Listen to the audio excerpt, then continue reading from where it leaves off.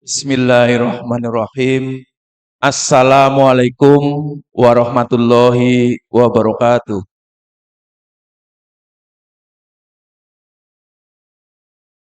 Pertama, marilah kita panjatkan puji syukur kehadirat Allah Subhanahu wa taala sehingga pada kesempatan siang hari ini kita berkumpul di sini dalam rangka diseminasi budaya positif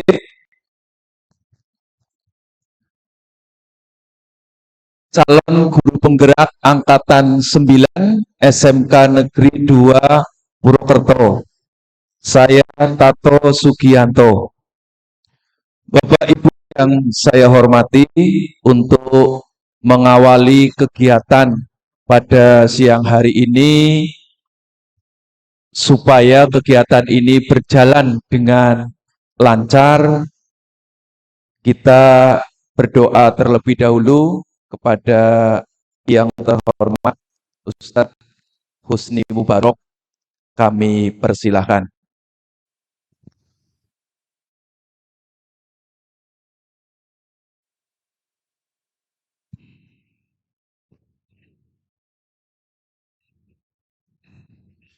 Assalamualaikum warahmatullahi wabarakatuh.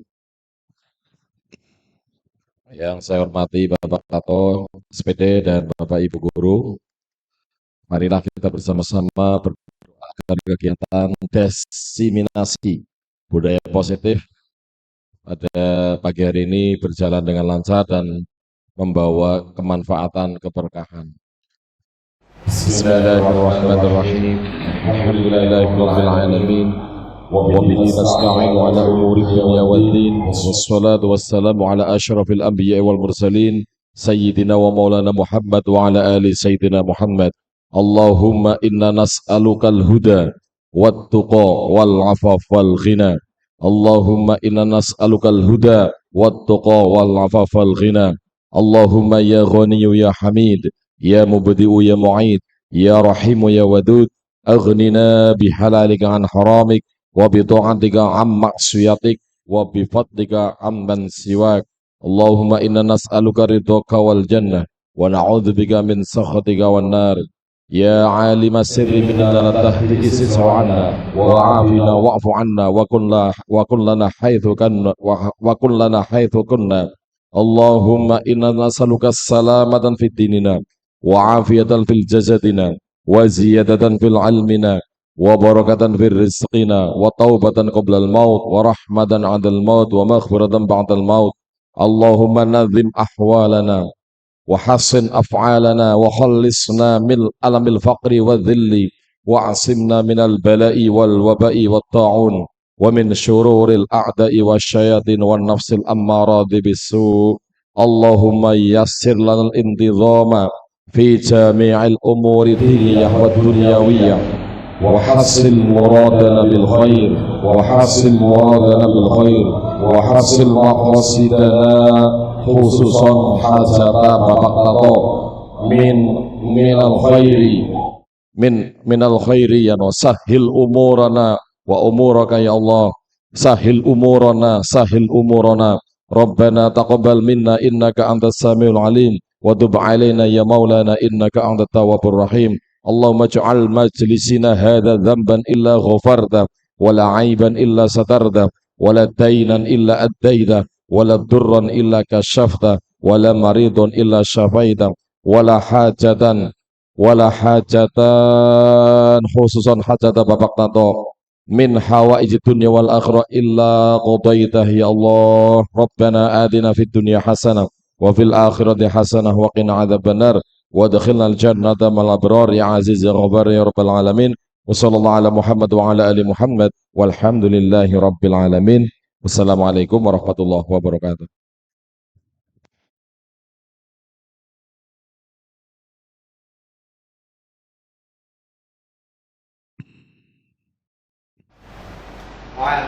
Terima kasih kepada Ustadz Husni Mubarok.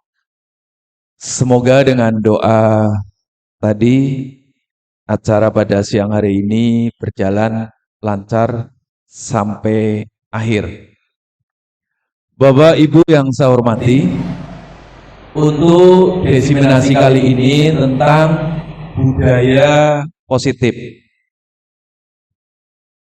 Sebelum memasuki materi budaya positif, di sini ada pertanyaan pematik. Silakan nanti Bapak Ibu bisa menjawab sendiri-sendiri ya. Apakah Anda setuju dengan pernyataan ini? Yang pertama, hukuman dapat mendisiplinkan anak. Yang kedua, pemberian hukuman dengan hal positif seperti membaca atau membersihkan halaman sekolah dapat meningkatkan disiplin anak. Yang ketiga, memberi penghargaan dapat meningkatkan motivasi belajar anak. Yang keempat, kita mengetahui segitiga restitusi. Ini terakhir, semoga sudah pada mengenal ya. Karena saya baru mengenal ketika mengikuti pendidikan calon guru penggerak. Kalau yang lain insya Allah sudah dilakukan semua oleh Bapak Ibu. Konsep inti untuk budaya positif saya bagi menjadi 6. Yang pertama, disiplin positif. Yang kedua, motivasi perilaku manusia. Yang ketiga, keyakinan kelas. Yang keempat, kebutuhan dasar manusia. Yang kelima, posisi kontrol. Yang keenam, segitiga restitusi. Nah, nanti yang restitusi ini saya baru mengenal, nanti kita sama-sama melihat seperti apa sih segitiga restitusi. Baik, Bapak Ibu yang saya hormati, untuk yang pertama tentang disiplin positif. Dari segi kata disiplin berasal dari kata disiplina yang artinya belajar. Disiplin mengacu pada disiplin diri yang memiliki tanggung jawab terhadap apa yang sudah dilakukannya berdasarkan nilai-nilai yang diyakini. Apa itu disiplin positif? Disiplin positif merupakan salah satu cara penerapan disiplin yang bertujuan untuk menumbuhkan kesadaran serta memberdayakan peserta didik tanpa imbalan atau reward, ancaman atau hukuman.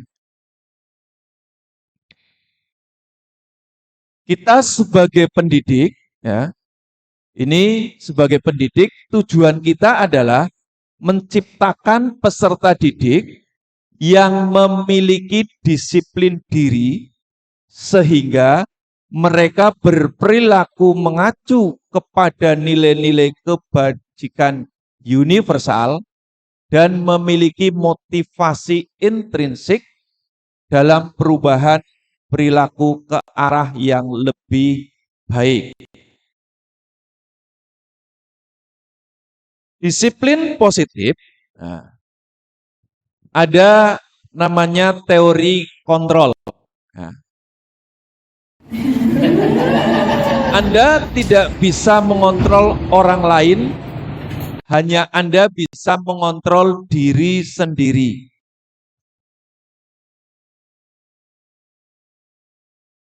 Makna disiplin belajar dengan menggali potensi kita agar tercapai tujuan mulia, yaitu sesuatu menjadi seseorang yang kita inginkan berdasarkan nilai-nilai yang kita hargai. Kemudian teori kontrol berikutnya, semua perilaku memiliki tujuan. Ya. Ada teori motivasi.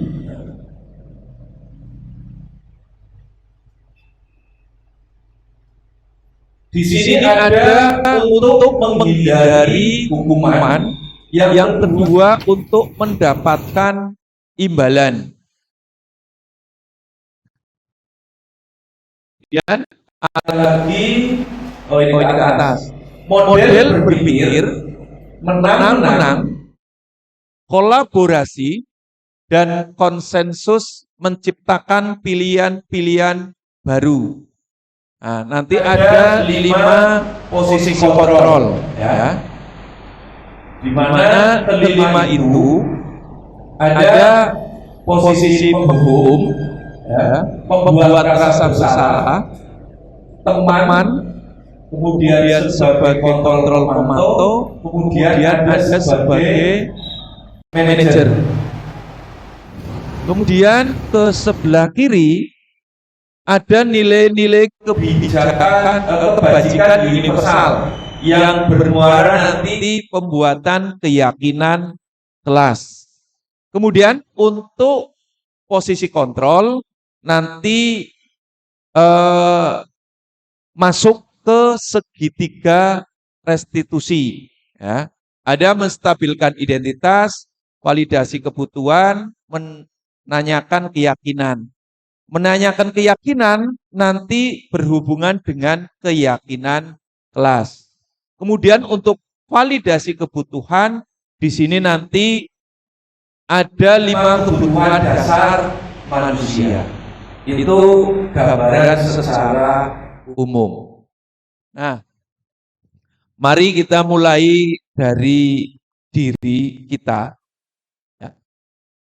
Budaya positif atau ekosistem positif.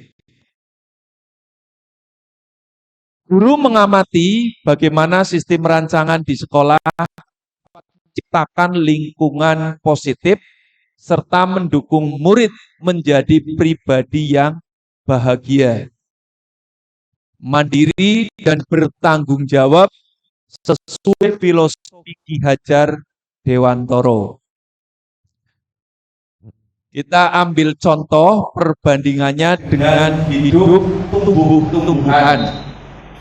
Seorang petani, ya, dalam hakikatnya sama kewajibannya dengan seorang pendidik. Seorang petani hakikatnya sama kewajibannya dengan seorang pendidik. Yang menanam padi, ya, hanya dapat menuntun tumbuhnya padi, ia dapat memperbaiki kondisi tanah, memelihara tanaman padi, memberi pupuk dan air, membasmi ulat-ulat atau jamur-jamur yang mengganggu hidup tanaman padi dan lain sebagainya. Jadi diumpamakan di sini kesamaan dengan seorang petani. Jadi antara petani dan pendidik sama di situ. Bagaimana proses menuntun tumbuhnya padi, kita menuntun tumbuhnya murid. Kemudian ada perubahan paradigma stimulus respon dalam teori kontrol. Siapa sesungguhnya yang memiliki kontrol? Di sini ada tabel kiri dan kanan, di mana kalau stimulus respon kita mencoba mengubah orang agar berpandangan sama dengan kita.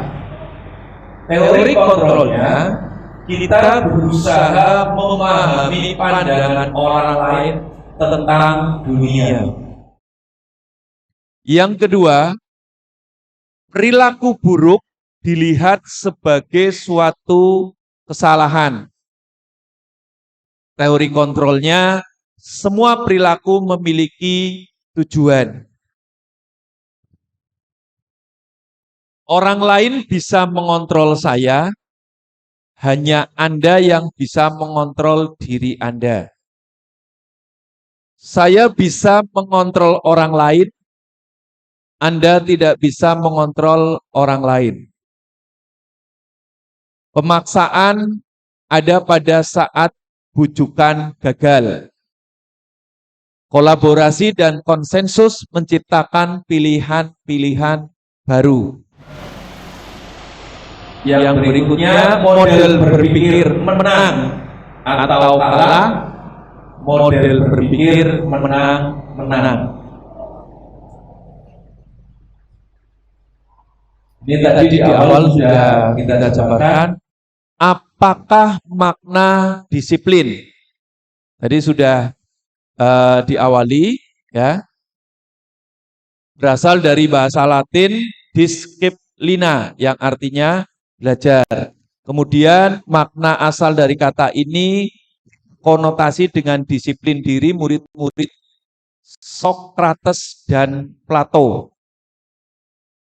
Disiplin diri membuat orang dari sebuah tujuan.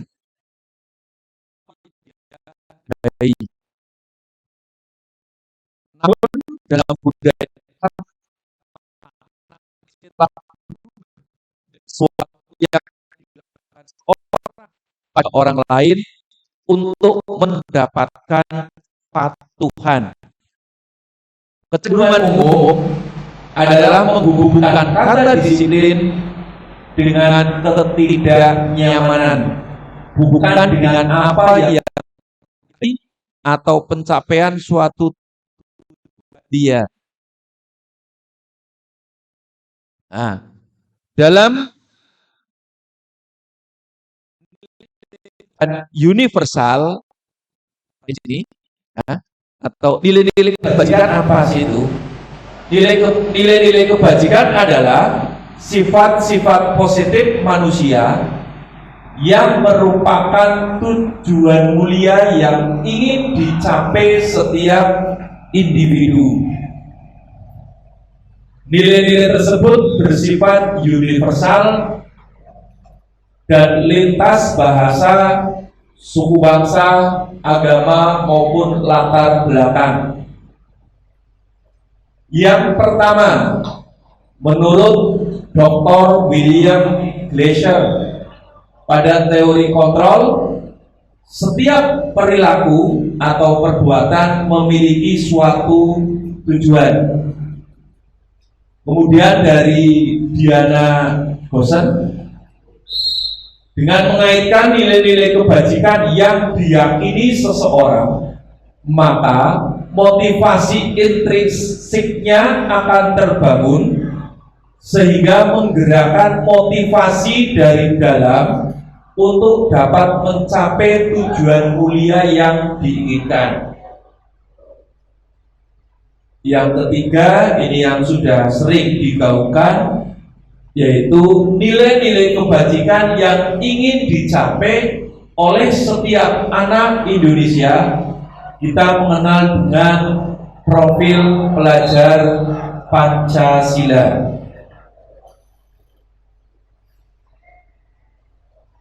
Yang pertama, beriman, bertakwa kepada Tuhan Yang Maha Esa dan berakhlak mulia.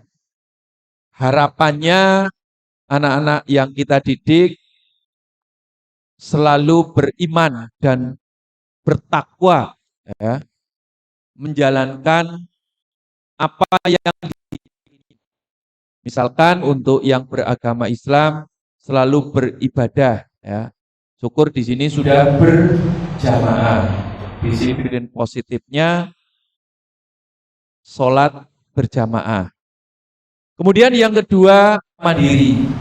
Bagaimana seorang peserta didik bisa belajar ya secara mandiri. Kemudian bernatis kebinekaan gotong royong yang akhir kreatif. Gotong royong mana peserta didik bisa berkolaborasi, ya, berkolaborasi, ya, bekerja sama dalam belajar, baik peserta didik dengan peserta didik, bisa juga peserta didik dengan Bapak Ibu guru. Peserta didik diharapkan kreatif, menggali ide-ide yang ada di dalam lingkungannya, ya, serta di lingkungan sekolah.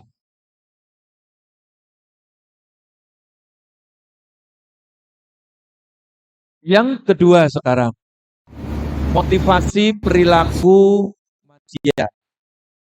Yang kedua ini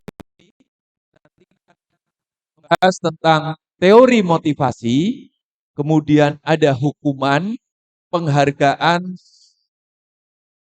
dan restitusi. Dalam teori motivasi perilaku manusia, ada motivasi eksternal, ya. Yang pertama, untuk menghindari ketidaknyamanan atau hukuman, ya. Apa yang akan terjadi apabila saya tidak melakukannya? Hukuman. Yang kedua, untuk mendapatkan imbalan dari orang lain atau institusi, apa yang akan saya dapatkan apabila saya melakukannya? Ini dari motivasi eksternal, dari luar. Yang ketiga, untuk menghargai diri sendiri, saya akan menjadi orang yang seperti apabila saya melakukannya. Nah, inilah yang disebut dengan motivasi internal. Ya, di mana tujuan disiplin positifnya ada di sini. Ya. Jadi teori motivasi di sini dicontohkan ada 3 di sini. Yang 2 contohnya adalah motivasi eksternal, yang ketiga motivasi internal. Diharapkan Bapak Ibu bisa nantinya menerapkan supaya peserta didik itu melakukan sesuatu dari dirinya sendiri, bukan karena orang lain. Harapannya seperti itu.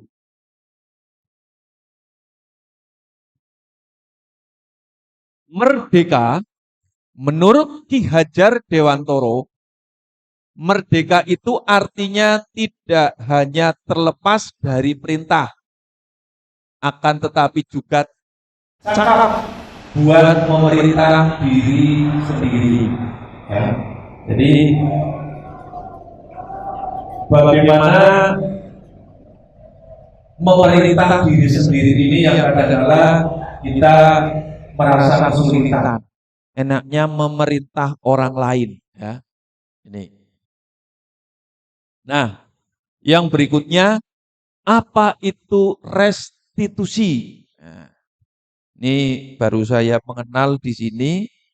Restitusi adalah proses menciptakan kondisi bagi murid untuk memperbaiki kesalahan sehingga mereka bisa kembali pada kelompok mereka dengan karakter yang lebih kuat.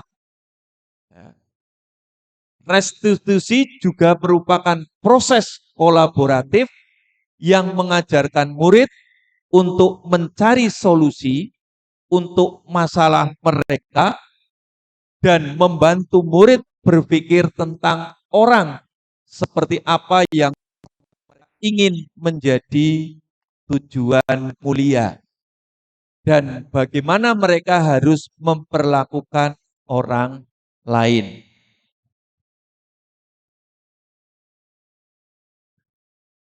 Ada 9 ciri-ciri restitusi. Yang pertama, bukan untuk menebus kesalahan, namun untuk belajar dari kesalahan. Yang kedua,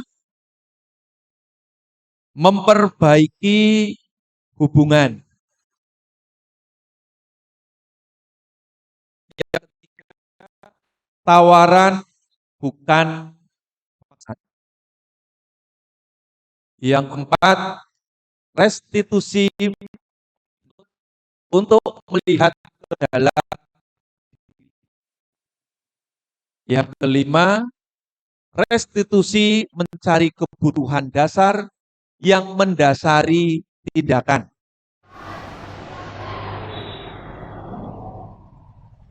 Ciri yang keenam, restitusi diri adalah cara yang paling baik. Ciri yang ketujuh, restitusi fokus pada karakter bukan tindakan. Yang kedelapan, restitusi fokus pada solusi. Yang kesembilan, restitusi mengembalikan murid yang berbuat salah pada kelompoknya. Inilah ke-9 ciri-ciri restitusi. Bapak Ibu yang saya hormati,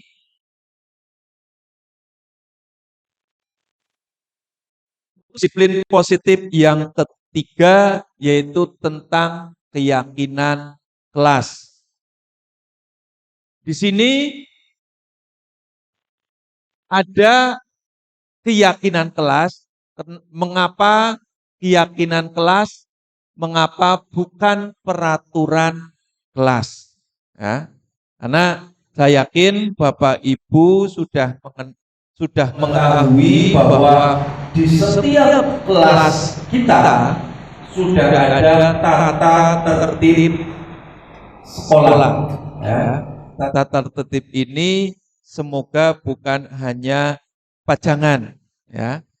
Walaupun kita masih sering melihat anak-anak kita yang tidak sesuai dengan aturan. Nah, oleh sebab itu, disinilah ada namanya keyakinan kelas.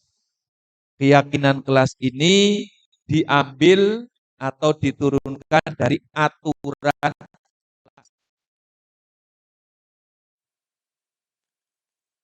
Mengapa kita memiliki peraturan harus menggunakan helm bila mengendarai kendaraan roda 2? Mengapa kita memiliki peraturan 3M, menggunakan masker, mencuci tangan, dan menjaga jarak?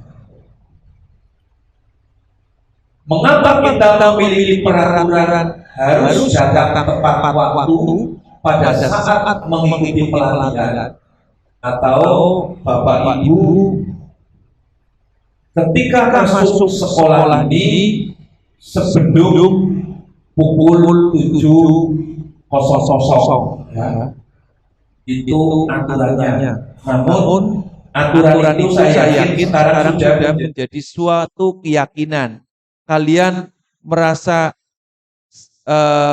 betul-betul meyakini kesadaran diri bahwa datang lebih awal itu lebih bagus, ya. Hatinya lebih tenang kalau kita datang lebih awal, tidak berasa gerusu. Terutama ini yang kebagian piket, kan ya, bisa datang lebih awal, ya. Untuk mendukung motivasi intrinsik, kembali ke nilai-nilai keyakinan lebih menggerakkan seseorang dibandingkan mengikuti serangkaian peraturan-peraturan. Nah, ini buat lingkaran besar yang paling luar adalah budaya positif. Kemudian, di dalam budaya positif ada lingkungan positif. Kemudian ada keyakinan kelas, kemudian ada peraturan kelas. Ya. Ini diharapkan nantinya akan jadi budaya positif. Nah, di sini saya tampilkan sebelah, ini saya katakan kiri Bapak Ibu, ini sebelah kanan. Ya. Ini yang sebelah kiri datang tepat waktu mengucapkan salam. Sebelah kanan kami guru dan murid yang saling menyayangi, yang di sini menjaga kebersihan sekolah. Kami murid yang semangat belajar. Kami murid yang peduli dengan teman-teman. Berdoa sebelum dan sesudah kegiatan, aktif dalam pembelajaran, yang terakhir tertib. Menurut Bapak Ibu, yang mana yang merupakan keyakinan kelas? Apakah yang sebelah kiri atau yang sebelah kanan? Monggo. Menurut Bapak Ibu, kiri atau kanan? Yang kanan, ya betul. Karena di sini kesadarannya ya dari murid. Ya. Oke. Baik, Bapak Ibu yang saya hormati, dari tadi kita sudah tahu bahwa keyakinan kelas yang sebelah kanan, maka di sini kita buat tabel, ada peraturan, ada keyakinan.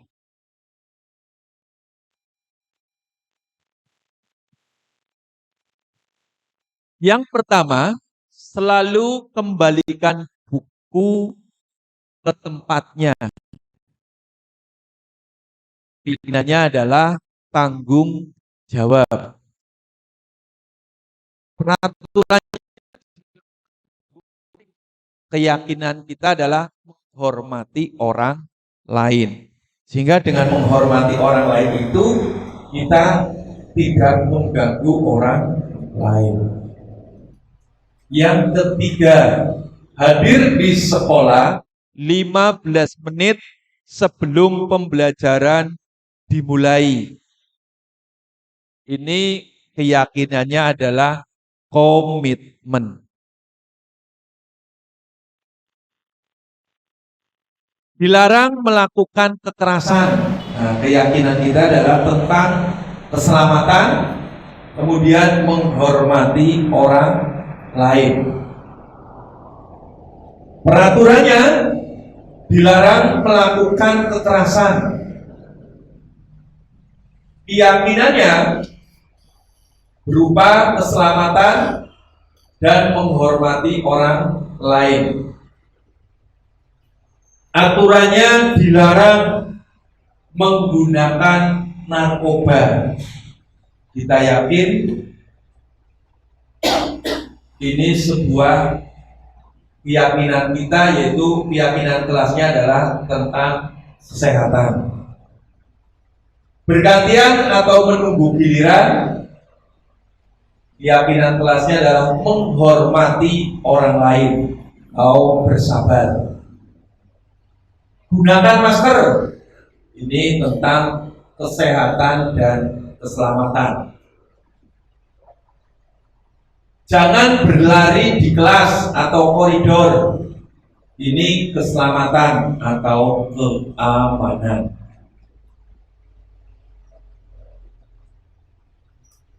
Baik peraturan dan keyakinan kelas tadi sudah dijabarkan. Kita melanjut hukuman dan penghargaan. Dihukum oleh penghargaan. Pengaruhnya jangka pendek dan jangka panjang. Penghargaan menghukum, ada penghargaan mengurangi ketepatan, penghargaan tidak efektif, penghargaan merusak hubungan. Nah, ini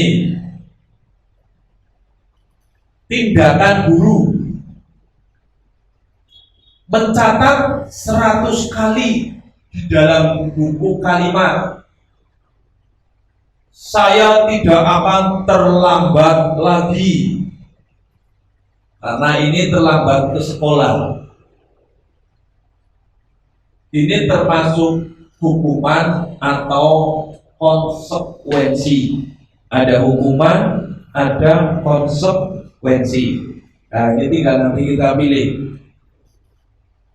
Lari mengelilingi lapangan basket 2 kali karena terlambat hadir di sekolah.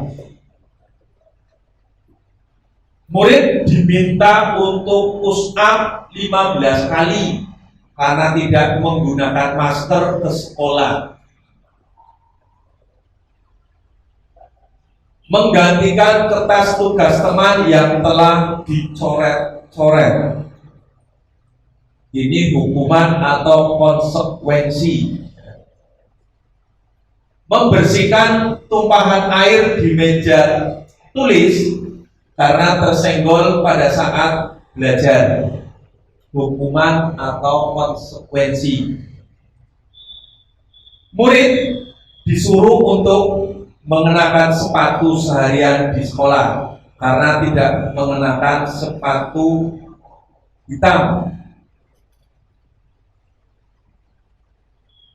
Lari mengelilingi lapangan basket 2 kali karena terlambat 10 menit untuk pelajaran pendidikan jasmani dan olahraga kesehatan. Dari kalimat-kalimat ini, mana yang hukuman, mana yang konsekuensi?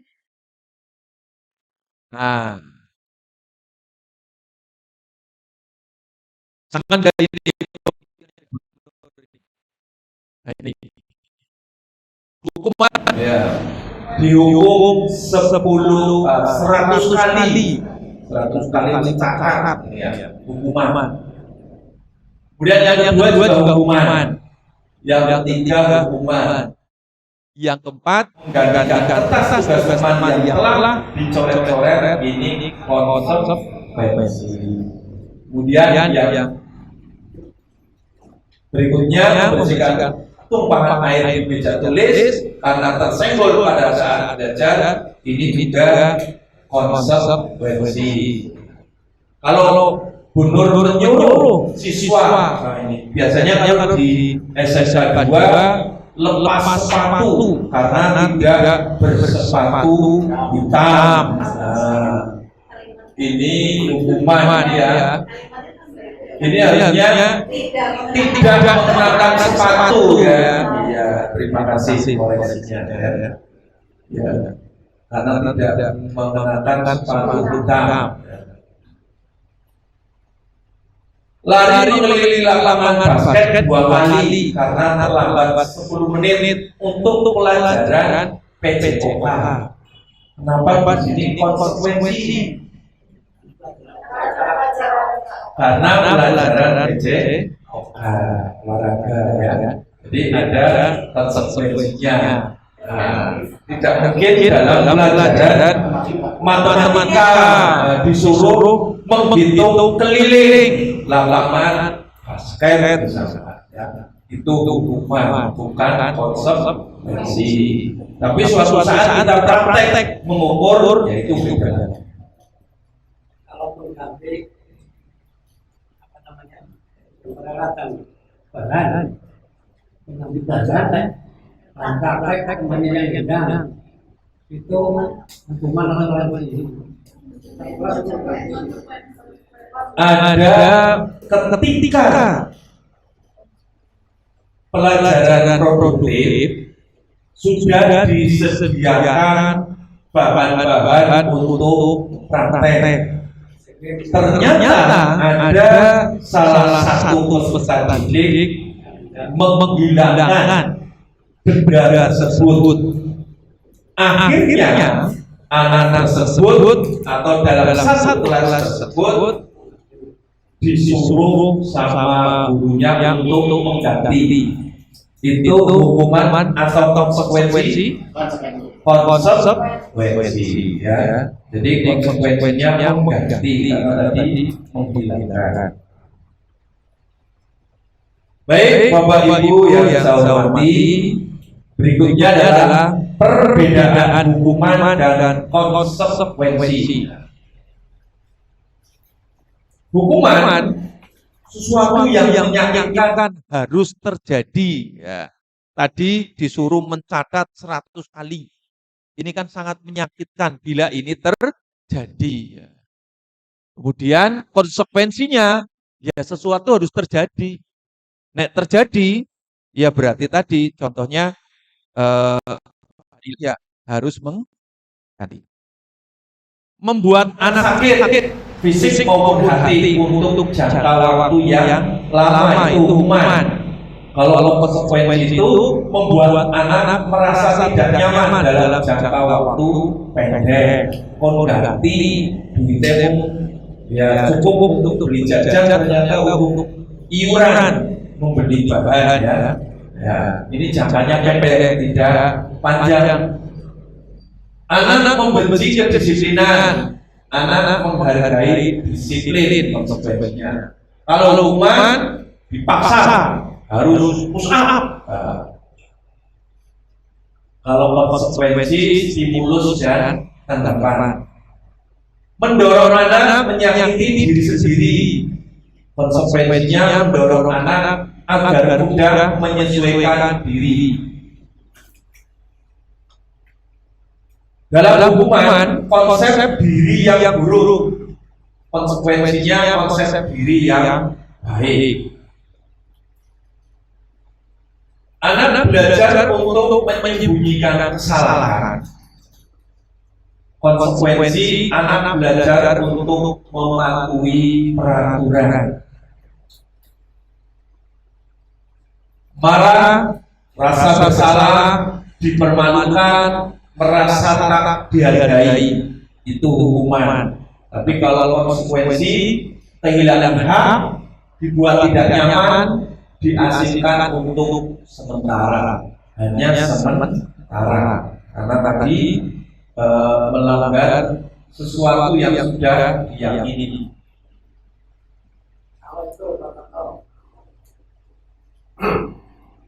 Ada juga tidak sesuai dengan kantin menyalahi aturan karena kemudian anak tersebut dikenai melanggar aturan dikenai untuk tingkat 3 kali. 3 kali itu tidak ada diterima. Itu peraturan apa konsekuensi? Terima kasih pertanyaan yang bagus, Pak Iman. Ada peserta didik karena ini kantin ya. Ini kebutuhan dasar, ya kebutuhan dasar ya. Nanti ada di kebutuhan di belakang setelah ini, ya kebutuhan dasar yang harus dipenuhi, ya karena tidak ada debunya sehingga langsung saja karena memang kebutuhan dasar itu segera dipenuhi. Kalau tidak dipenuhi nanti bahayanya lapar ya. Nah, sehingga ada sebuah keyakinan di situ, ya keyakinan kelas. Kalau sudah dibuat keyakinan bahwa siapapun atau peserta didik apabila keluar kelas harus izin terhadap bapak ibu. Ketika ini tahu dilanggar, dilanggar, dan sudah tahu bahwa nanti tahu konsekuensinya, berarti ya konsekuensinya harus piket membersihkan kelas selama 3 kali pertemuan berturut-turut. Ini menurut saya adalah konsekuensi, bukan hukuman, karena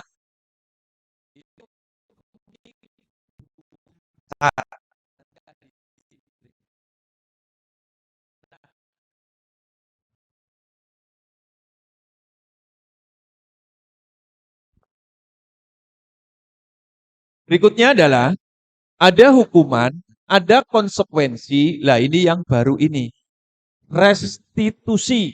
Nah, kalau tadi sesuatu yang menyakitkan harus terjadi, ini memang sesuatu harus terjadi. Restitusinya adalah merupakan pilihan. Ya, tadi ini pilihan karena lapar. Jadi harus ke kantin, karena gurunya tidak ada, ya sudah berangkat saja ke kantin. Jadi ini pilihan, ya, karena harus memenuhi kebutuhannya.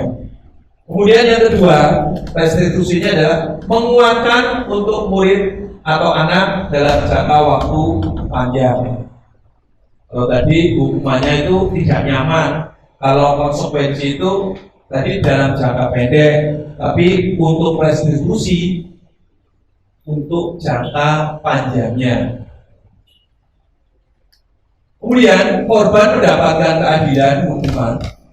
Korban bisa diabaikan, korban mendapatkan ganti, itu untuk restitusi.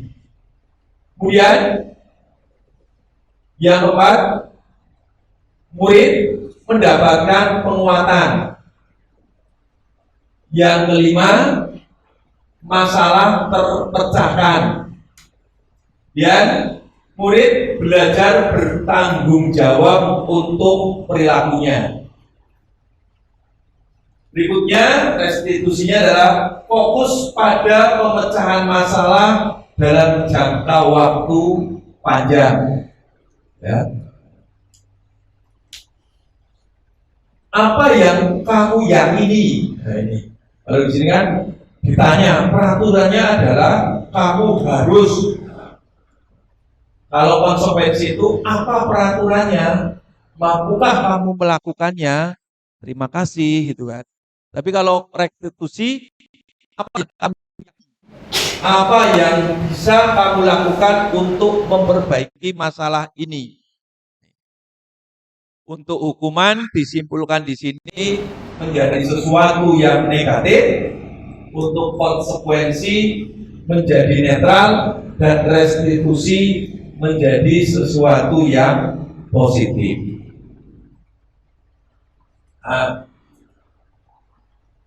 berikutnya, nah ini yang tadi untuk ke kantin merupakan sebuah kebutuhan. Nah, yang keempat adalah kebutuhan dasar manusia. Kebutuhan dasar manusia adalah segala sesuatu yang kita lakukan untuk mendapatkan apa yang kita inginkan. Seluruh tindakan yang kita lakukan memiliki tujuan tertentu.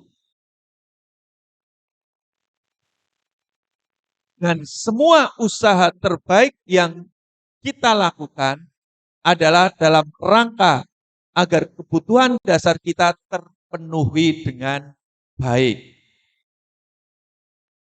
Kebutuhan dasar manusia itu saja ada 5. Yang pertama, bertahan hidup. Nah, contohnya makan. Nah, ini tadi sudah ke kantin. Nah, ini kebutuhan bertahan hidup. Pakaian, tempat tinggal, keamanan, kesehatan, ini untuk bertahan hidup. Kemudian kebutuhan dasar yang kedua, kasih sayang dan rasa diterima. Rasa diterima atau dipedulikan, berbagi, kemudian kerjasama, menjadi bagian dalam kelompok. Kebutuhan dasar yang ketiga, penguasaan. Ada harga diri, minat untuk dianggap memimpin, berprestasi, kemudian diakui, kemudian didengar, ya, itu merupakan penguasaan.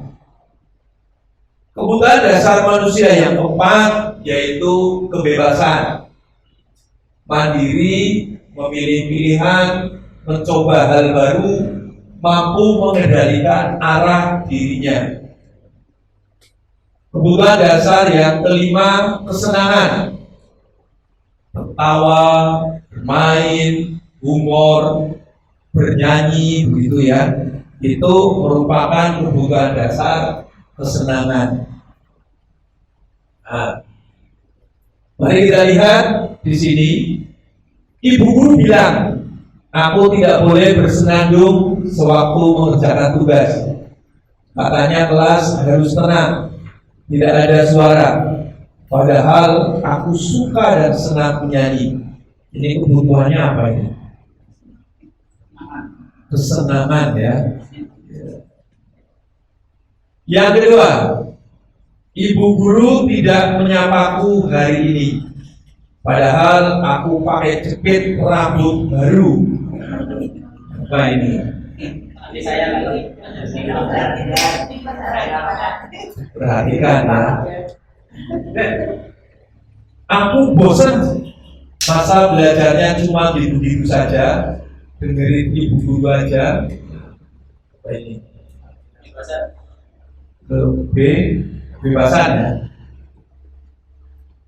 Aku sebel, gambarku tidak rapi, malah ibu guru nunjukin ke teman-temanku di depan kelas. Buat apa ini? Jadinya marah gitu ya, harga dirinya ditampilkan. Nilai bahasa Inggrisnya 5.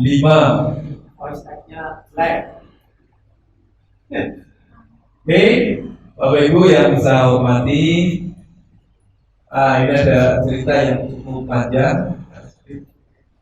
Nah, berikutnya posisi kontrol. Nah, posisi kontrol di sini ada 5. Pertama, penghukum. Yang kedua, membuat merasa bersalah. Yang ketiga, teman. Yang keempat, pemantau. Dan yang kelima, manajer. Bapak Ibu yang saya hormati, mari kita lihat tayangan video berikut. Kemudian nanti bisa Bapak Ibu simpulkan. Dan ya, kita saksikan bersama-sama. Bapak Guru hebat. Dalam penerapan disiplin positif restitusi, salah satu program yang dikembangkan adalah 5 posisi kontrol. 5 posisi kontrol dalam restitusi adalah proses perjalanan seorang pendidik agar dapat mengenali dirinya. Pada video kali ini, kita akan membahas tentang 5 posisi kontrol yang dikembangkan oleh Diane Gosson dan contoh penerapannya.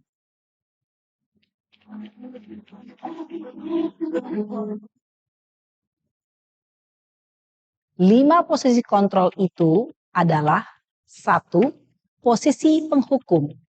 2. Posisi pembuat merasa bersalah. 3.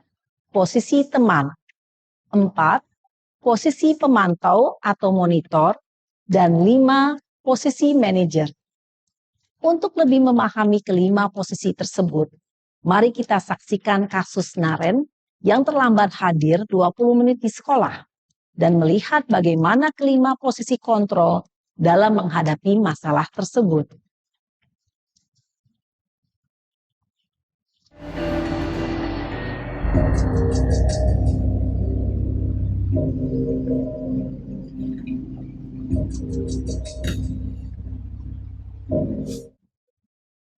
Naren!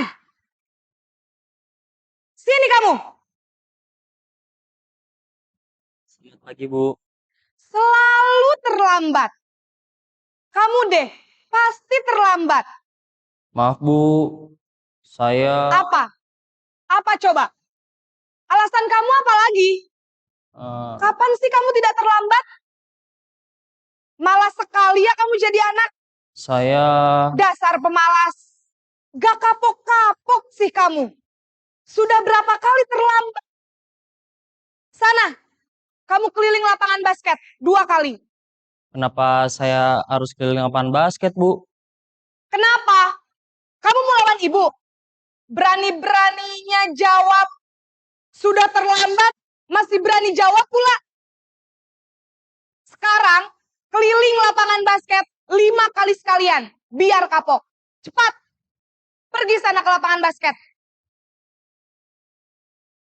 Posisi penghukum biasanya berbicara dengan nada tinggi, menghardik, menunjuk-nunjuk, menyakiti, dan menyindir. Hukuman bisa berupa fisik maupun psikis. Ibu dan bapak guru hebat. Dampak yang terjadi pada murid ketika guru berada pada posisi penghukum adalah murid cenderung akan memberontak, bahkan menyimpan dendam.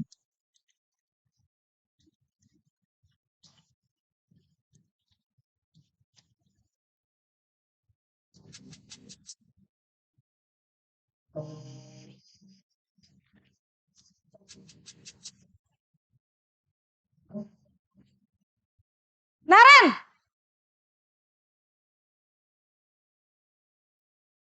Selamat pagi, Bu. Naren. Kamu kenapa terlambat lagi, nak? Ya Tuhan, Naren. Kamu senang ya bikin ibu susah ya? Kalau kamu terlambat lagi, nanti ibu yang ditegur bapak kepala sekolah, nak. Disangka ibu tidak bisa membina kamu. Duh, gimana ini? Maaf, Bu. Duh, Gusti Naren. Suka ya kalau ibu ditegur bapak kepala sekolah. Terus, sekarang ibu harus tulis apa ini di buku absen? Ini kamu sudah sering terlambat loh. Ibu harus apa coba? Maaf, Bu. Maaf sekali. Ya sudah, lain kali jangan bikin ibu susah lagi ya nak ya. Ibu tidak akan kuat lagi kalau kamu begini terus. Bisa jantungan kalau ibu ditegur bapak kepala sekolah. Sana cepat ke kelas. Maaf ya, Bu. Maaf sekali.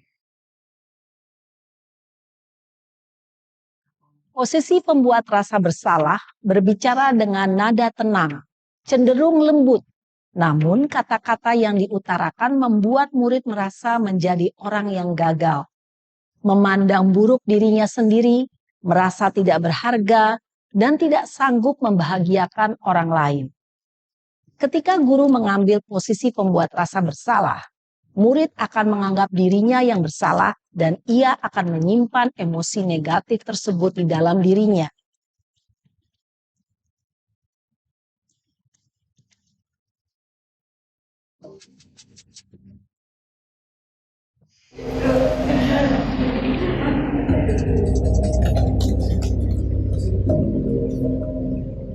Naren!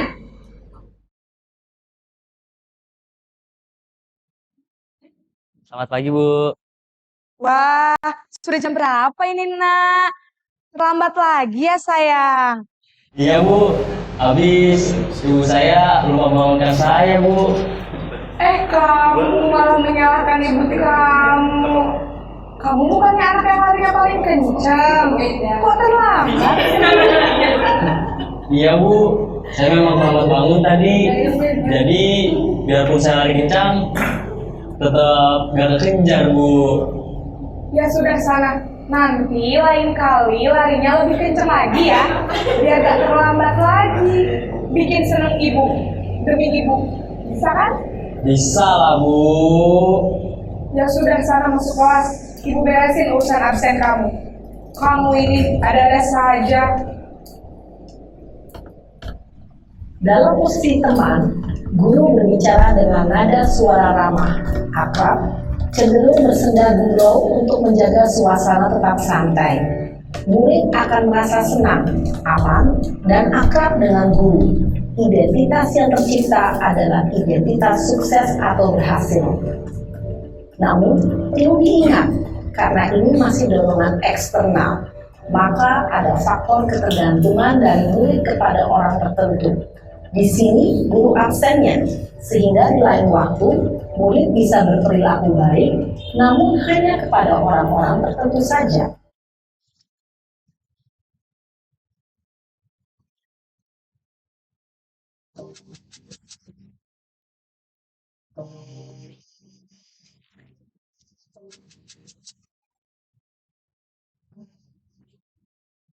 Naren!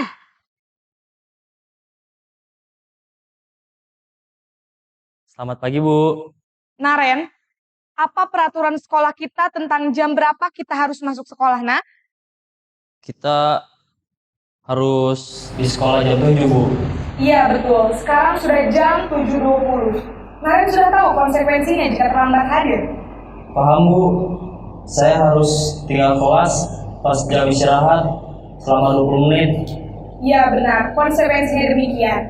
Jadi nanti jam 9.30, pas istirahat, kamu harus tinggal di kelas, kerjakan tugas tambahan untuk ketertinggalan kamu, ya? Baik, Bu. Posisi pemantau mengandalkan penghitungan atau data untuk mengontrol murid. Guru mengarahkan murid berdasarkan peraturan dan konsekuensi. Seorang pemantau menunjukkan bahasa tubuh dan ekspresi wajah yang datar dan cenderung formal.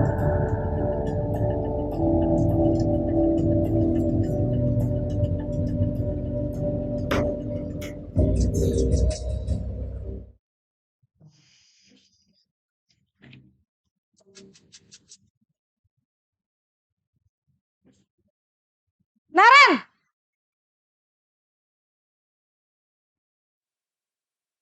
Selamat pagi, Bu. Selamat pagi, Naren. Maaf, Bu. Saya terlambat. Iya, sekolah masuknya jam 7, sekarang sudah jam 7.20. Jadi sekarang bagaimana ini, Naren? Maaf, Bu. Saya lupa setel alarm saya semalam. Baiklah, menurut kamu, keyakinan sekolah yang mana yang perlu kamu buktikan? Menghargai diri sendiri dan orang lain mungkin ya, Bu. Setuju. Jadi, apakah Naren meyakini prinsip saling menghormati tersebut? Iya, Bu. Saya meyakininya. Apakah Naren bersedia memperbaiki masalah keterlambatan ini? Bersedia, Bu. Memperbaiki masalah keterlambatan ini. Saya akan coba untuk tidak lupa menyetel alarm saya, Bu. Baik, kalau Naren mempunyai alarm di rumah, ada orang yang kira-kira bisa bantu mengingatkan tidak?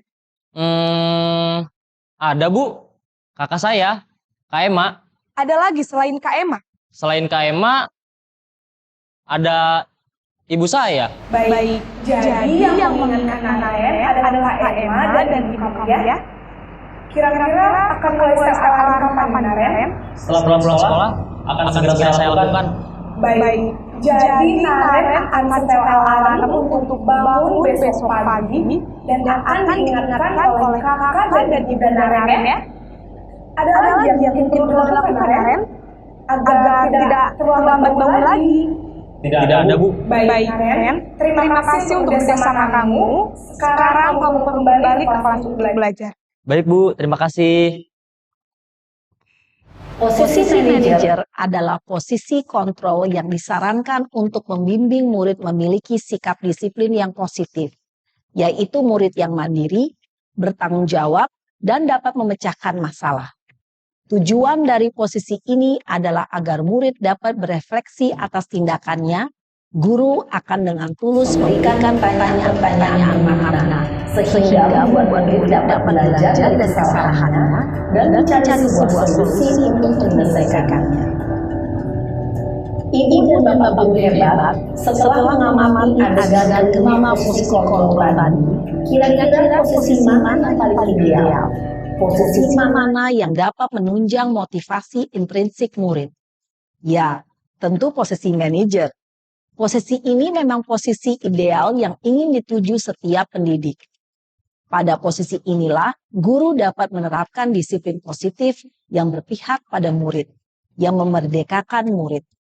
Perjalanan seorang pendidik tentunya tidak mudah untuk sampai pada posisi seorang manajer. Namun, tujuan kita pasti, yaitu menciptakan murid-murid yang mandiri, merdeka, dan bertanggung jawab. Semoga penggambaran 5 posisi kontrol yang telah diperlihatkan ini dapat menjadi ajang refleksi bagi kita semua, agar dapat terus mengasah dan menerapkan disiplin positif yang memerdekakan murid. Mari terus berlatih dan bersemangat. Selamat menerapkan. Salam dan bahagia, Ibu dan Bapak Guru hebat. Bagaimana Bapak Ibu setelah melihat tayangan tadi, posisi mana yang paling bagus menurut Bapak Ibu? Manajer. Nah, ini diharapkan nanti Bapak Ibu bisa mempraktekkan di kelas atau di sekolah ini bagaimana posisi kontrol kita sebagai guru kepada peserta didik kita. Harapannya dengan posisi kontrol sebagai manajer ini bisa menjadikan peserta didik atau murid kita itu nyaman nantinya. Baik, Bapak Ibu yang saya hormati,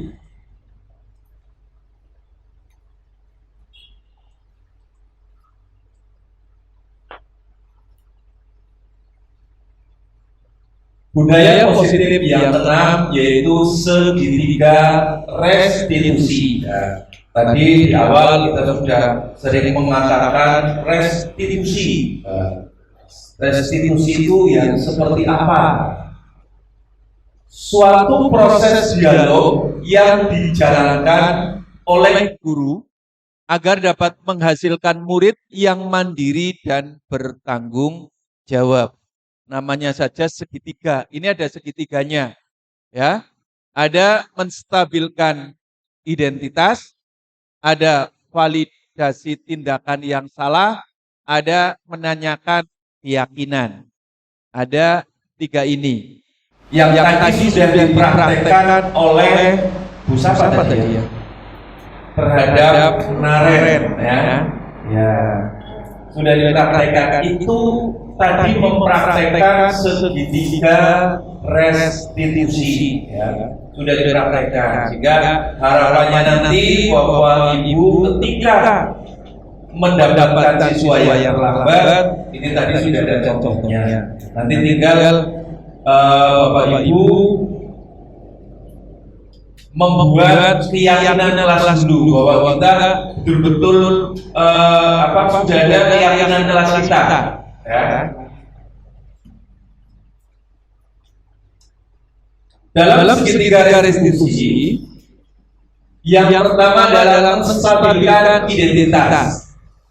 Berdasarkan prinsip membuat kesalahan adalah bagian dari proses pembelajaran. Untuk membuat anak yang merasa gagal karena berbuat salah menjadi positif terhadap dirinya. Tadi yang diucapkan atau kata-kata yang bisa kita ucapkan sebagai seorang guru, contohnya di sini. Berbuat salah itu hal yang manusiawi, atau tidak ada manusia yang sempurna. Ibu bapak juga pernah melakukan itu. Ibu bapak tidak mau mencari siapa yang salah, tetapi ibu bapak ingin mencari solusi dari permasalahan ini.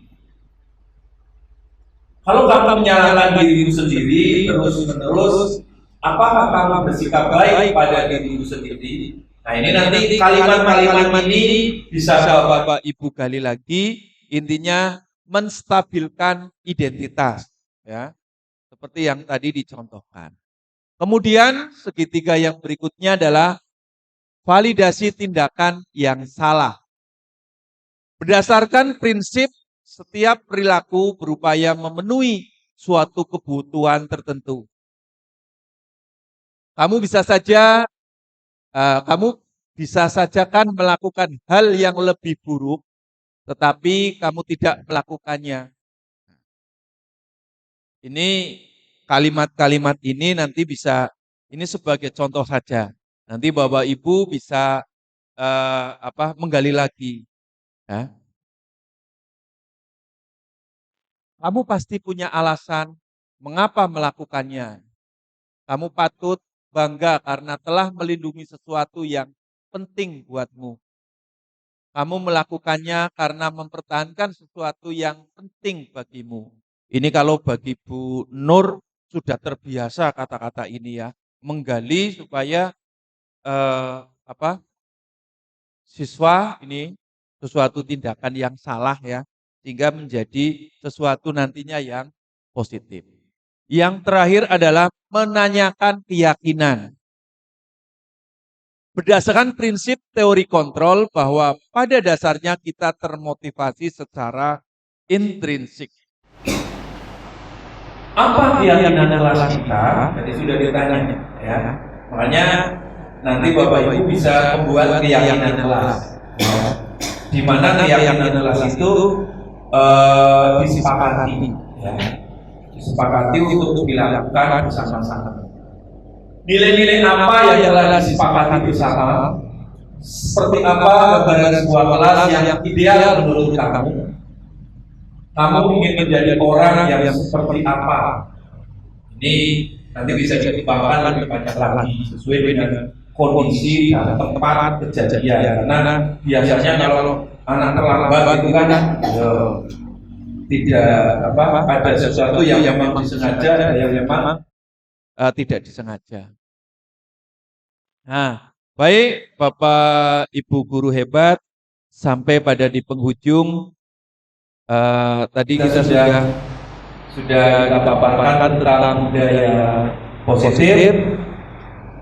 Kesimpulannya di sini di penutup dalam penerapan program disiplin positif hendaknya guru memiliki standar kepribadian profesional dan sosial yang baik, di mana guru mampu merefleksikan dirinya dalam proses kontrol.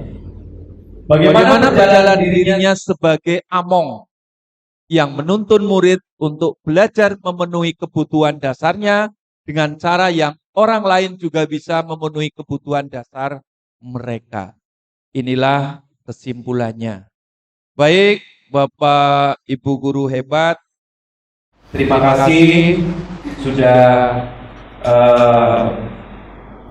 mau menerima undangan dari kami, menyampaikan diseminasi budaya positif ya, sebagai salah satu budaya yang akan kita terapkan di sekolah kita. Baik Bapak guru hebat, kita akhiri pertemuan pada siang hari ini. Sebelum kita akhiri, ada yang ditanyakan? Baik, karena tidak ada yang ditanyakan, mari kita tutup pertemuan siang hari ini dengan membaca hamdalah bersama-sama. Alhamdulillahirabbil alamin. Terima kasih, kurang lebihnya mohon maaf. Saya Assalamualaikum warahmatullahi wabarakatuh. Terima kasih.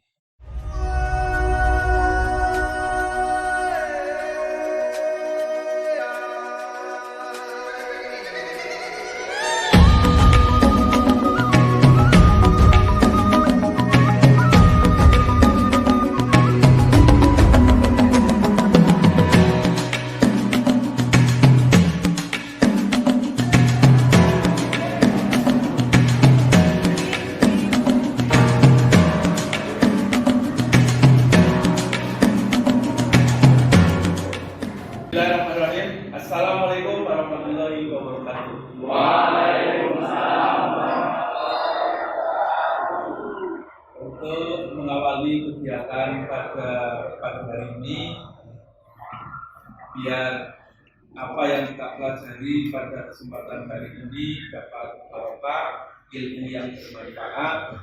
Silakan ketua kelas untuk memimpin berdoa. Silakan.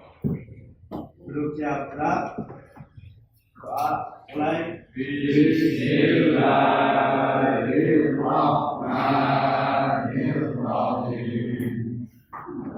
Raditu billahi rabban wa bil islami dinan wa bi Muhammadin nabiyya wa rasulah. Rabbi zidni ilma warzuqni fahma. Amin. Baiklah, untuk kabar hari ini gimana? Sehat? Semangat untuk mengikuti pelajaran hari ini? Semangat. Baik, untuk mengawali absen dulu.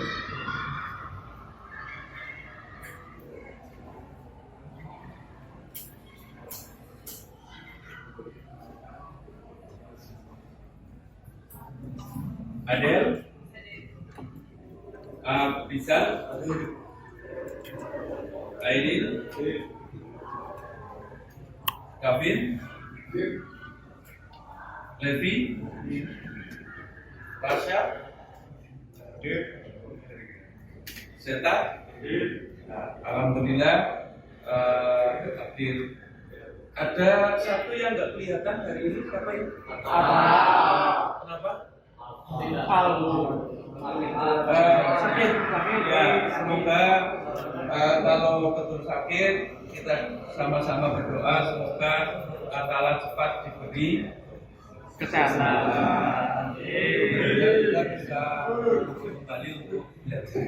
Oke, pada kesempatan kali ini kita akan membuat sebuah kesepakatan kelas atau budaya positif, kan? Budaya positif, di mana kita akan membuat sebuah kesepakatan kelas. Ya. Kita tahu ada tata tertib sekolah atau aturan sekolah, ya. Apa itu peraturan atau aturan sekolah? Ada yang tahu aturan sekolah itu apa? Yuk, yang tahu silakan. Menurut kalian aturan sekolah itu apa? Ya. Aturan itu sesuatu yang harus kita taati. Ya. Harus kita taati. Karena pertama kalian masuk ke SMK 2 ini, kalian sudah disodorkan ini tata tertibnya, ini aturan sekolah. Nah, kadang-kala masih saja ada peserta didik yang tidak sesuai dengan aturan sekolah. Untuk itu, hari ini kita akan membuat sebuah kesepakatan itu sesuatu yang dilakukan atas dasar kesadaran. Jadi kalian melakukan ini berdasarkan kesadaran kalian. Oh, saya sadar ini untuk melakukan ini. Sehingga tujuan kesepakatan kelas ini kita buat yang pertama, menciptakan lingkungan belajar yang nyaman, aman, dan menyenangkan. Menciptakan lingkungan belajar yang nyaman, aman, dan menyenangkan. Nah, itu harus kita ciptakan. Nah, tujuan khususnya apa? Nanti kita akan mencoba merumuskan bagaimana siswa atau peserta didik mampu menerapkan sikap yang disiplin secara mandiri. Jadi kalian nanti membuat sebuah kesepakatan yang nantinya menciptakan ya, suasana atau disiplin secara mandiri. Kemudian yang kedua, peserta didik mampu menghormati satu dengan yang lain. Kita saling menghormati. Nanti dituangkan menghormatinya seperti apa. Kemudian yang ketiga, peserta didik mampu menciptakan lingkungan belajar yang nyaman. Yang nyaman nanti seperti apa? Nah, oke, itu tujuannya. Setelah ini mengelompok sesuai dengan kelompoknya yang sudah kemarin kita asesmen, ya, sesuai dengan kelompoknya, kemudian nanti didiskusikan. Ya, silakan untuk membuat atau mengelompok.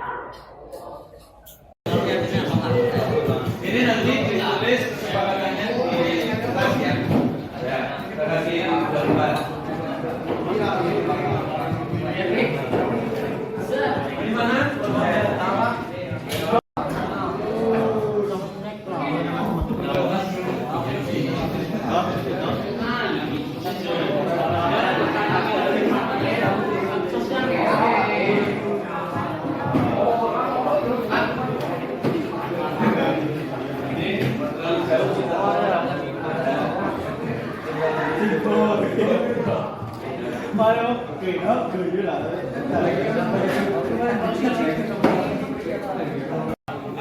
Sudah mengelompok ya?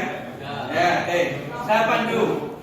Untuk tiap kelompok, disimak, kalian akan mencoba merumuskan sesuai tadi tujuan yang Pak Guru berikan. Antara lain, bagaimana kalian bersikap, ya? Kalian bersikap bagaimana? Ya, nanti dituliskan di situ. Yang banyak gak apa-apa, gak usah dibikinkan salah. Yang penting itu termasuk budaya positif. Yang kedua, waktu. Ya, kalian tulis budaya yang positif tentang waktu. Ya. Yang ketiga, perilaku kalian di kelas atau di sekolah. Saya ulangi, jadi ada minimal 3, nanti bisa ditambah. Bagaimana kalian bersikap? Nanti kan bersikap bisa dijabarkan ya, bisa banyak. Kemudian yang kedua, waktu. Bagaimana kalian menggunakan waktu? Ya. Kemudian yang ketiga, perilaku selama kalian di kelas maupun di lingkungan sekolah. Sudah selesai? Waktu yang seperti apa? Misal gini, bagaimana kalian bisa sampai di sekolah ini? Ya, berarti sebelum jam berapa? Kenapa sebelum jam 7?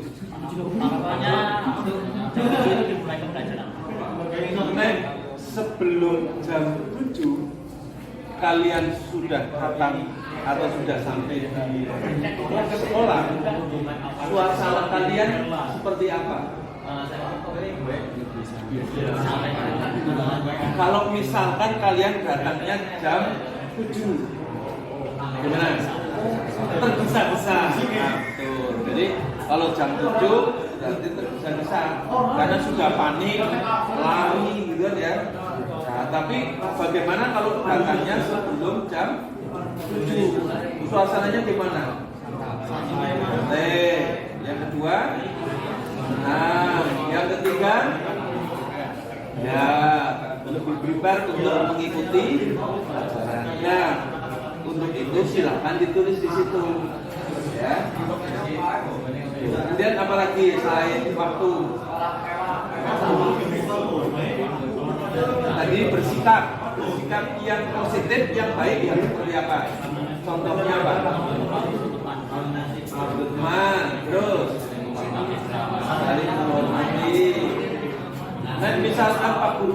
menerangkan, ujung-ujung kalian bertanya yang baik bagaimana? Atau dengan cara, kan bisa nanti dituangkan di situ. Pokoknya sesuatu budaya yang bisa kalian lakukan, yang positif, yang nantinya kalian buat jadi nyaman. Tadi sudah waktu datang sebelum jam 7, nyaman di situ. Kemudian bagaimana? Terus yang ketiga tadi apa? Perilakunya gimana? Menghormati sesama teman, juga bisa ya, menghormati bapak ibu guru, gitu ya. Mana kalian? Terus kalau menjaga kebersihan, yang perilaku ya. Nah, itu nanti bisa dituangkan di situ. Oke, diteruskan dulu. Ini tadi kelompok berapa? Kelompok 1 ya. Nanti silakan dikembangkan, dilanjutkan dulu, kemudian nanti di ya. Saya ke kelompok lain. Tadi kelompok 3 udah sampai mana? Kelompok 3 sampai sini. Nah, coba apa yang sudah kalian coba tuangkan di situ? Contoh dengan waktu bagaimana kalian membuat kesepakatan? Tepat waktu, memasuki sekolah. Kenapa sebelum jam 7? Lakukan aturan. Kita dari kalian dulu, jangan dari aturan. Karena sebetulnya memang keyakinan kelas ini atau kesepakatan ini kita memang mengambil dari aturan sekolah. Tapi ini akan nanti menjadi kesepakatan kelas. Ya. Menurut kalian waktu misalkan tadi datang sebelum jam 7. Kenapa harus datang sebelum jam 7? Supaya apa? 1, supaya tidak tergesa-gesa. 2, menerapkan disiplin. Yang ketiga, hati kita di mana hati-hati? Datangnya sebelum jam 7. Iya, hatinya lebih tenang, nggak berasa rusuh. Iya enggak? Ya lebih tenang gitu, lebih menyiapkan untuk pelajaran berikutnya. Terus tadi untuk bersikap bagaimana? Bersikap saling mengerti, terus apalagi saling membantu. Nah, tapi ulangan jangan, gitu ya. Yang ketiga apalagi?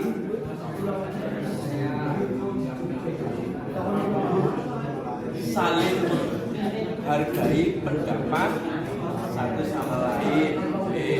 Kalau umpamanya guru lagi menerangkan, mendengarkan dengan baik, gitu kan ya. Tidak rame sendiri. Terus kalau ingin bertanya bagaimana? Ya angkat tangan, minta izin bertanya. Nah, semua itu silakan dituangkan di situ, ya, dituangkan. Ya, tadi bagaimana bersikap, bagaimana waktu. Terus kalau kebersihan, maksudnya, nah, kebersihan berarti semua penuh kesadaran menjaga kebersihan. Nanti dituangkan di situ dengan bahasa yang dan nanti setelah ini silakan dituliskan dulu. Nanti setelah selesai semua nanti dipresentasikan, semua dipresentasikan. Sehingga nanti kalau sudah sepakat di satu kelas sudah ditulis jadi kesepakatan. Menurut kelompokmu mau bikin sebanyak-banyaknya silakan. Tulis yang menurut kalian baik, gitu ya. Silakan diteruskan. Nanti ditunggu berapa menit langsung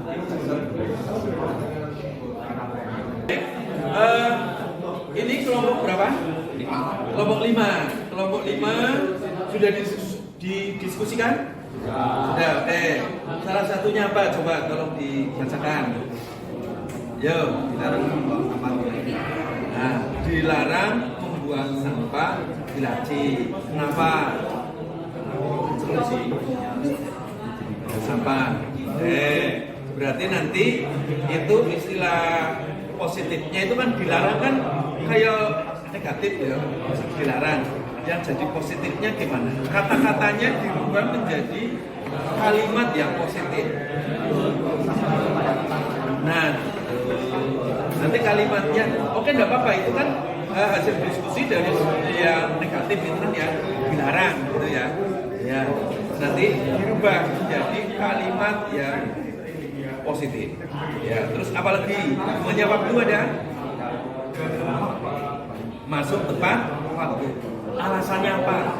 Kok tepat waktu? Agar disiplin 1, 2 tidak tergesa-gesa. Yang ketiga, saya kan punya alasan kan setiap ini bahwa saya datang tepat waktu supaya apa? Jadi oke, disiplin. 2, tidak tergesa-gesa. Ketiga, perasaan kalian gimana? Hati kalian gimana ketika hatinya tenang. Terus apa lagi? Bisa menyiapkan atau bahasa kerennya prepare untuk mengikuti pelajaran. Kan seneng gitu kan ya? Ya itu. Jadi kalau tepat waktu datangnya ke sini sebelum jam 7, kita hati kita tenang. Orang hidup itu butuh kenyamanan, ketenangan, jangan selalu panik. Kalau kita lupa, oh belum kerjakan apa atau apa, masih ada waktu. Tapi coba kalau datangnya terlambat, ya sudah berasa lari, ya apa? Jadi datang tepat atau sebelum jam 7, nanti bisa dibahasakan. Terus apa lagi? Sikap bagaimana?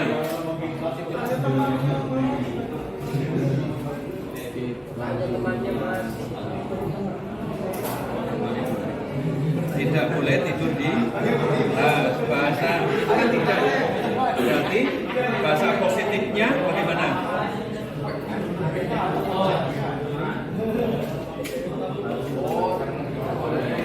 Nah, ketika Bapak Ibu menerangkan, ya harus diperhatikan, kan gitu, atau mendengarkan. Nah, kalau misalkan sakit, ya tinggal ke bagaimana cara izinnya? Apa langsung selononggoi saja? Ya, kalau Bapak Ibu guru sedang menerangkan, otomatis akan nanti kita budayakan seperti itu ya. Jadi kalau datangnya tepat waktu, kita saling jadi nanti selama kalian sekolah di sini di kelas ini, hati kalian jadi tenang. Itu yang kita butuhkan ya. Oke, dilanjutkan, nanti tinggal di presentasi. Ini kelompok berapa? Kelompok 2 sudah menghasilkan kesepakatan? Ya, tolong dibacakan. Salah satu kesepakatan, masuk kelas sekolah,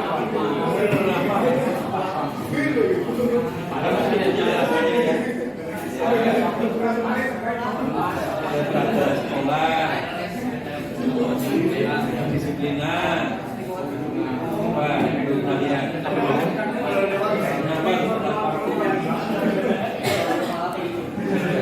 Yang berasal dari kalian, dari diri kalian sendiri.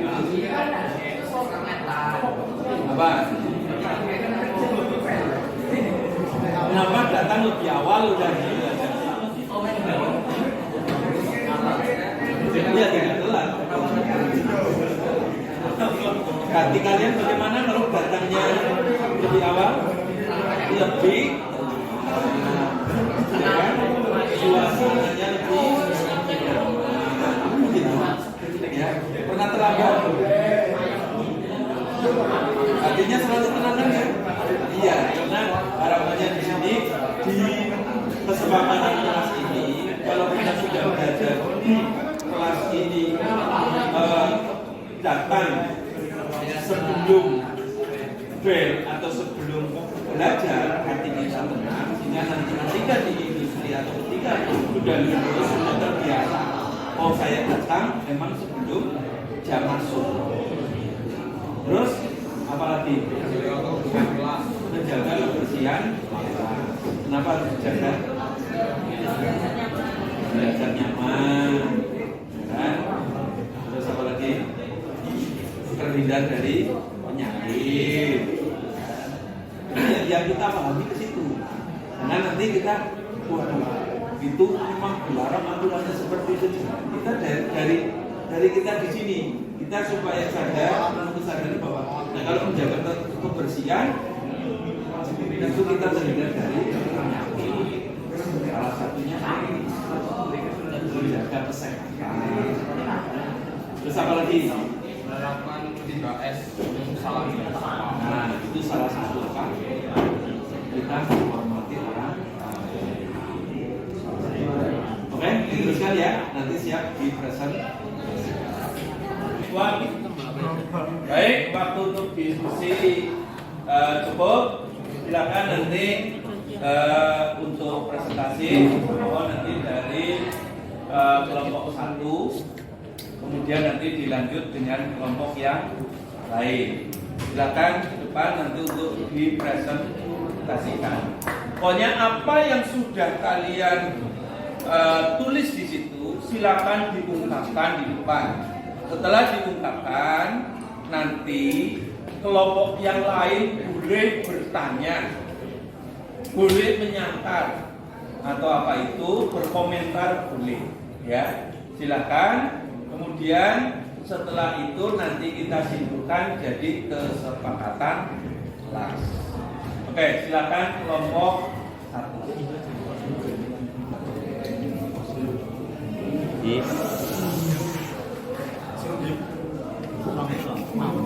Assalamualaikum warahmatullahi wabarakatuh. Waalaikumsalam warahmatullahi wabarakatuh. Kami dari kelompok 1 akan mempresentasikan hasil diskusi untuk membuat kesepakatan kelas. Yang pertama ada sikap.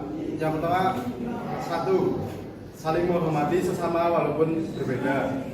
Yang kedua, saling tolong menolong kepada sesama. Yang ketiga, mentaati peraturan di sekolah.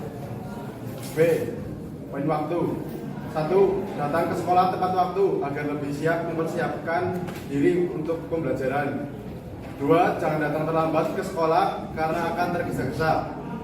3, istirahat dan pulang tepat pada waktunya. Yang ketiga ada poin perilaku. 1, laksanakan piket kelas. 2, mendengarkan dan memperhatikan ketika guru menerangkan. 3, berperilaku dengan sopan santun dan penuh etika ketika di kelas, terkhusus saat jam kosong. 4, melaksanakan ibadah. Baik, itu presentasi dari kelompok kami. Apakah ada yang ditanyakan? Ada yang ditanyakan, silakan. Tidak apa-apa. Tadi kalau bertanya angkat tangan, silakan. Cukup? Terima kasih. Kita beri aplaus dulu kelompok 1.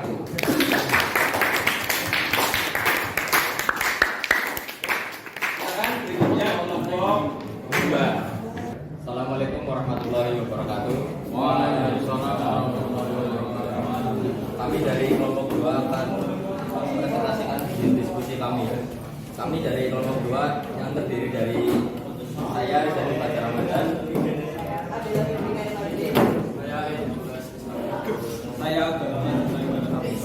saya Rekta Chandra Julia, Saya Fajar Brori. ya. Jadi di sini hasil diskusinya kesepakatan kelas. Yang pertama adalah masuk kelas tepat waktu. Yang kedua, menjaga kebersihan kelas. Yang ketiga, menerapkan 3S, senyum, salam sapa. Yang keempat, saling menghormati sesama teman. Yang kelima, saling bantu membantu. Yang keenam, budayakan literasi. Dan yang ketujuh, menghormati guru saat mengajar. Sekian, apakah ada yang ingin ditanyakan? Silakan yang ingin bertanya. Cukup? Cukup.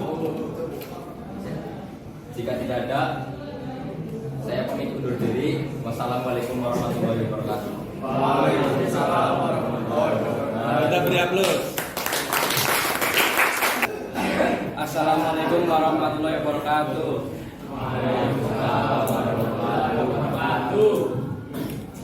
Kami dari kelompok 5 ingin mempresentasikan hasil dari diskusi kami tentang kesepakatan kelas. Yang pertama, kami akan memperkenalkan diri. Saya Elatan Wahyudi. Saya Raja Rahmani. Saya Fahadilang Pratama. Saya Rabi Wahyu Hidayah. Saya Piano David. Kesepakatan kelas. 1. Dilarang membuang sampah di laci. 2. Masuk tepat waktu. 3. Dilarang bermain game ketika guru menjelaskan. 4. Tidak merusak fasilitas kelas. Yang kelima, tidak makan ketika ada guru yang sedang mengajar. Jika mau makan, izin terlebih dahulu. 6. Tidak berkeliaran saat jam pelajaran. Tetap tertib ketika guru tidak ada. 7. Piket sesuai jadwal. 8. Menggunakan pakaian yang rapi dan sesuai jadwal. 9. Tidak boleh tidur di kelas. Mendengarkan ketika guru sedang mengajar. Sekian, apakah ada pertanyaan?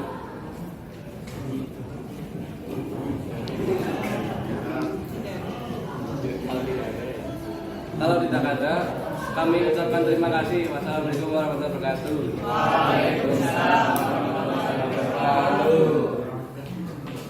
Kita beri aplaus.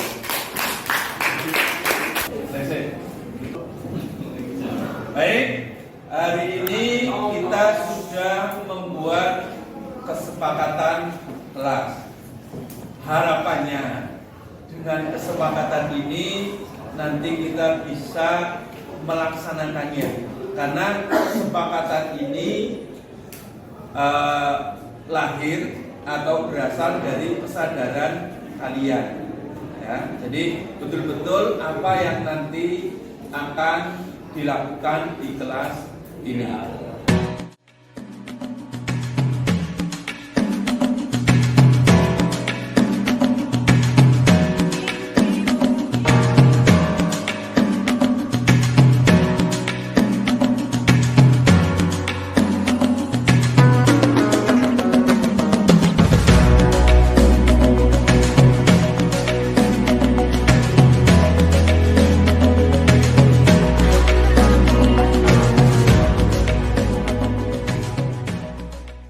Assalamualaikum warahmatullahi wabarakatuh. Di sini kita akan membacakan kesepakatan kelas. Yang pertama, masuk kelas tepat waktu. Yang kedua, menjaga kebersihan kelas. Yang ketiga, menerapkan 3S, yaitu senyum, salam, sapa. Yang keempat ada saling menghormati sama teman. Yang kelima, budayakan literasi. Yang keenam, menghormati guru yang sedang mengajar. Yang ketujuh, saling bantu membantu. Baik, terima kasih untuk kesepakatan kelas kami. Wassalamualaikum warahmatullahi wabarakatuh. Hari ini cukup sekian untuk pelajaran hari ini. Saya Iri. Assalamualaikum warahmatullahi wabarakatuh.